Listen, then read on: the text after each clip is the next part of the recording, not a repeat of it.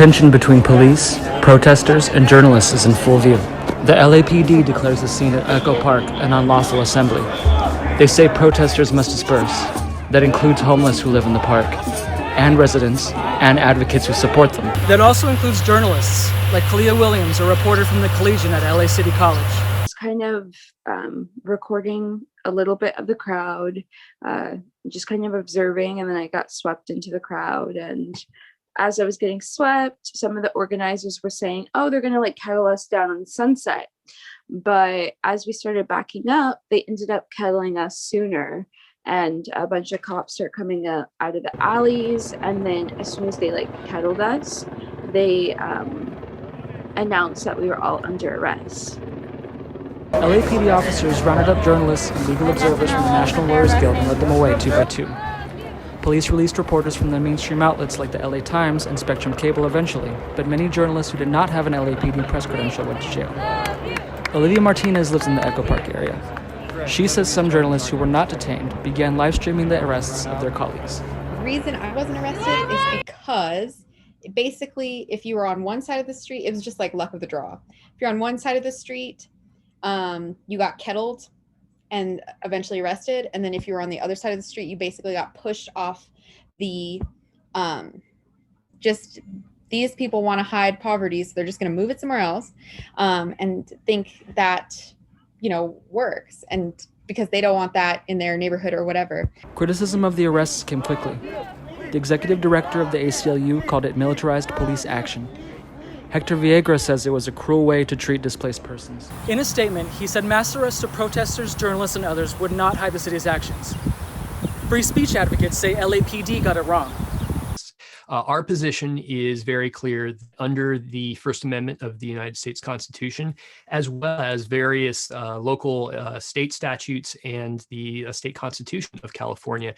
The press should be able to record and document the activity of the police, even during an unlawful assembly when the general public is required to disperse.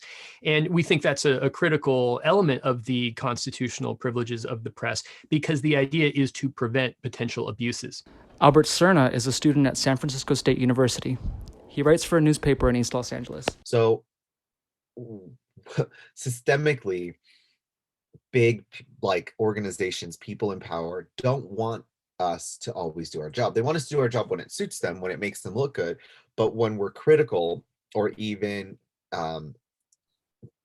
doing exposure of certain bad behavior, things that aren't necessarily bad, but just not really right, that go against the broader interest of the public, that's when the issue comes in. And as student journalists, we don't have the big legacy newspaper names behind us. We don't have always the ability to sue the people or go to court or take action in ways that big professional publications can. And so we're an easy target. Student journalists may not have the influence of mainstream media to back them up, but they have rights that the LAPD ignored.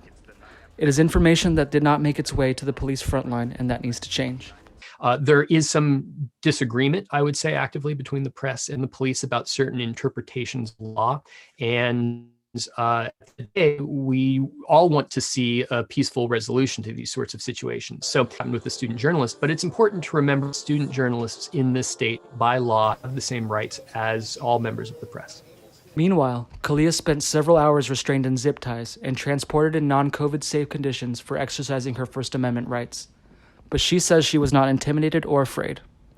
Kalia and others who were arrested found safety in numbers. I learned what this was that day, but it's basically when police trap you, when they tell you to disperse, but they kind of trap you in with no way to really leave. City Attorney Mike Feuer dropped all charges against protesters, journalists, and legal observers. He says there was no reason to arrest peaceful protesters. The outcry against the actions of the LAPD continues as the department considers changes to its press pass policy. But the question remains, if journalists cannot watch the police, and if journalists cannot watch the government, then who will? This is Matthew Rodriguez reporting for LA Collegian Wired.